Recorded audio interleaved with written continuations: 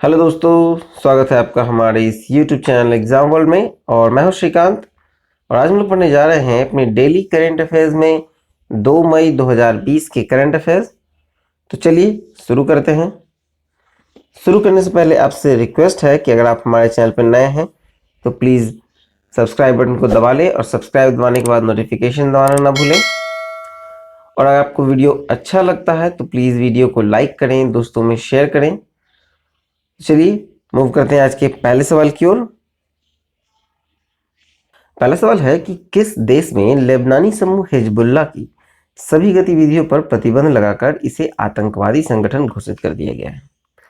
तो इसका सही उत्तर है ऑप्शन नंबर ए, जर्मनी।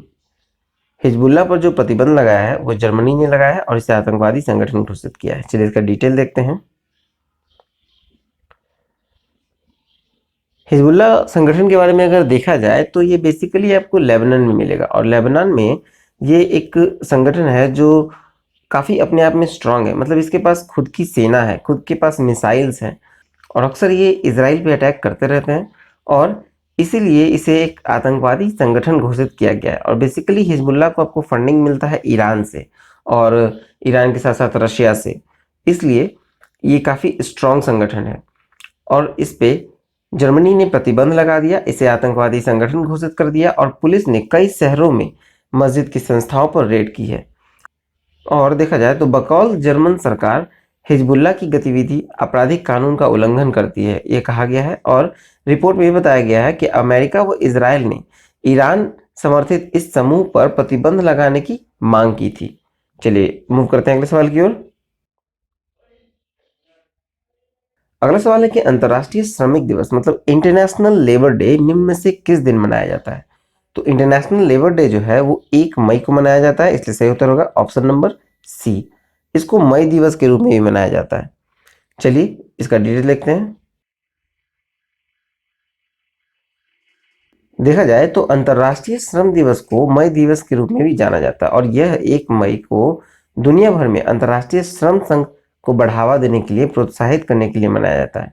देखा जाए तो 1 मई को जो अवकाश होता है लगभग 80 देशों में 1 मई को अवकाश होता है। और अंतर्राष्ट्रीय मजदूर दिवस मनाने की जो शुरुआत की गई थी वो 1 मई 1886 को की गई थी। और ये की गई थी कि अमेरिका में मजदूर यूनियन ने काम करने के जो समय है उसे 8 घंटे से ज़्यादा न रखने के लिए हड़ताल की थी। और भारत में मजदूर दिवस की शुरुआत जो हुई थी वो चेन्नई में हुई थी 1 मई 1923 ईस्वी में।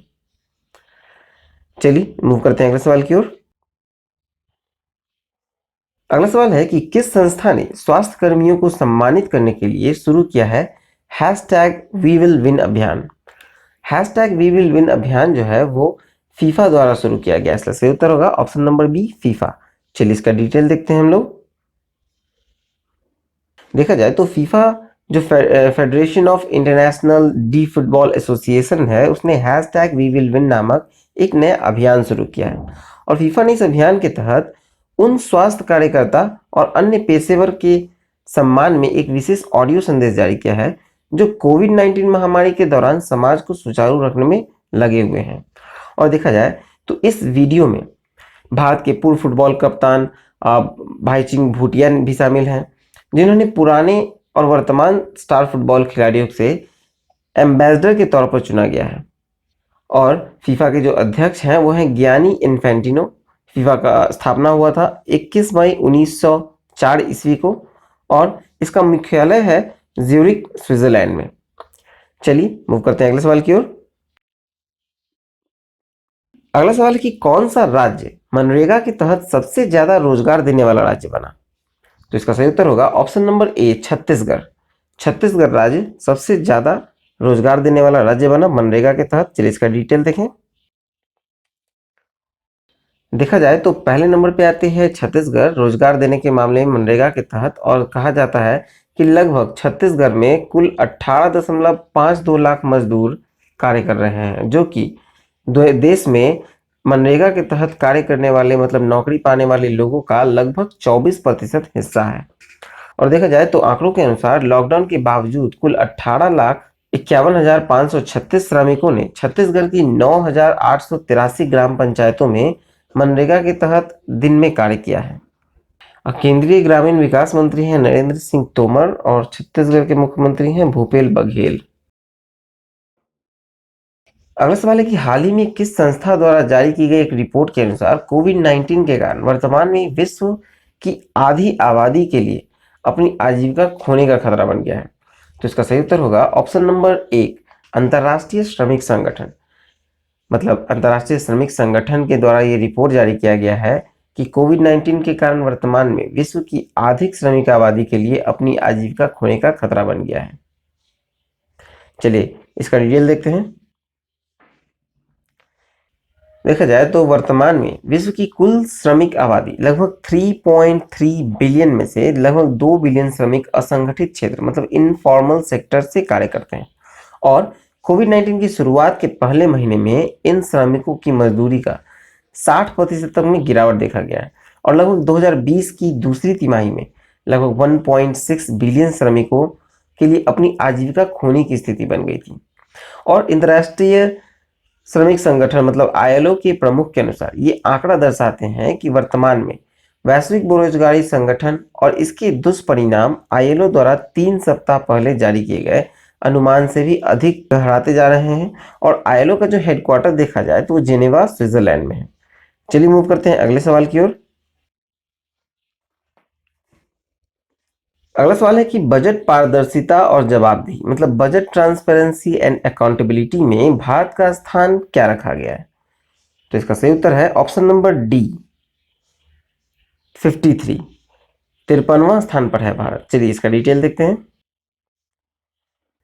बजट ट्रांसपेरेंसी अकाउंटेबिलिटी जो है ये आपको 0 से 100 पे पैमाने पे मापा जाता है और इस सूची में जो पहला स्थान प्राप्त किया है वो है न्यूजीलैंड 87 स्कोर के साथ और ये सर्वे जो है वो अंतर्राष्ट्रीय बजट पार्टनरशिप के द्वारा संचालित किया गया था।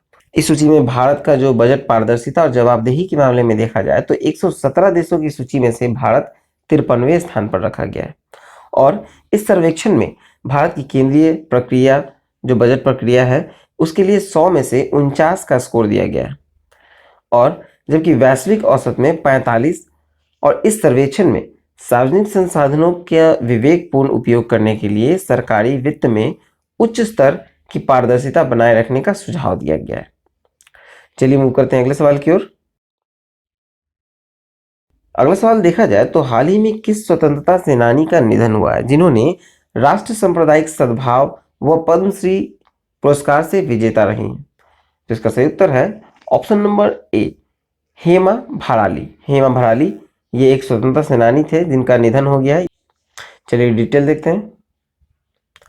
देखा जाए तो हेमा भराली जो 101 वर्ष की उम्र में इनका निधन हुआ है और ये एक स्वतंत्रता सेनानी थी जो गांधीवाद सिद्धांत का अनुयायी थी और उन्होंने महिलाओं की स्थिति को उत्थान और समाज के हाशिए वाले वर्गों को सशक्त बनाने के लिए कड़ी मेहनत की थी।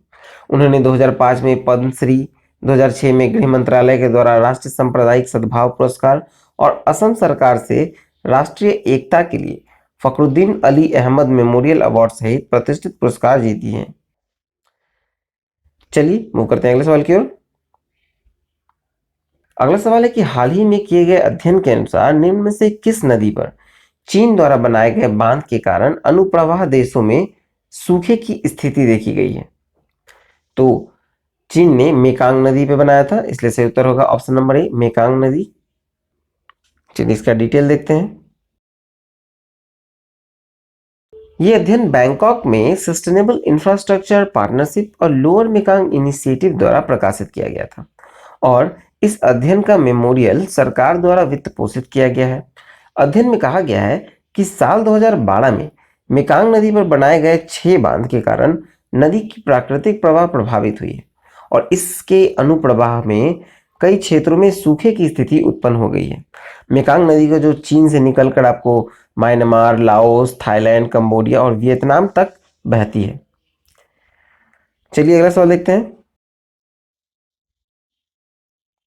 अगला सवाल है कि एशियाई खेल 1962 में स्वर्ण पदक विजेता टीम के कप्तान रहे भारत के किस महान पूर्व फुटबॉल खिलाड़ी का हाल ही में दिल का दौरा पड़ने से निधन हो गया।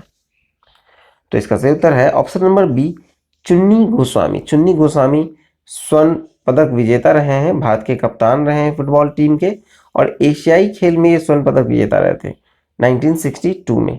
चलिए इसका डिटेल देखते हैं। क्रिकेट के माहिर और महान फुटबॉलर चुन्नी गोस्वामी का दिल का दौरा पड़ने से कोलकाता में निधन हो गया। ये 82 वर्ष की उम्र में इनका निधन हुआ है, और गोस्वामी उन चुनिंदा खिलाड़ी में शामिल थे जिन्होंने अपने राज्य के लिए फुटबॉल और क्रिकेट दोनों में नुमाइंदगी की थी। गोस्वामी जो है 1962 ईस्वी में एशियन गेम्स में स्वर्ण पदक जीतने वाली टीम के कप्तान थे, और बंगाल के लिए प्रथम श्रेणी क्रिकेट भी खेले थे। उनकी दोनों खेलों में जबरदस्त पकड़ थी। तो चलिए यहाँ पर हमारा आज का करंट अफेयर्स समाप्त होता है। आई होप आपको अच्छा लगा हो, तो प्लीज़ लाइक कर दें, और अगर सब्सक्राइब नहीं किया है तो अभी सब्सक्राइब करके नोटिफिकेशन बेल दबा लें, और घर पे रहें, सुरक्षित रहें। लॉकडाउन 3.0 का अनाउंसमेंट हो चुका है। तो चलिए, all the best and thank you for watching exam world.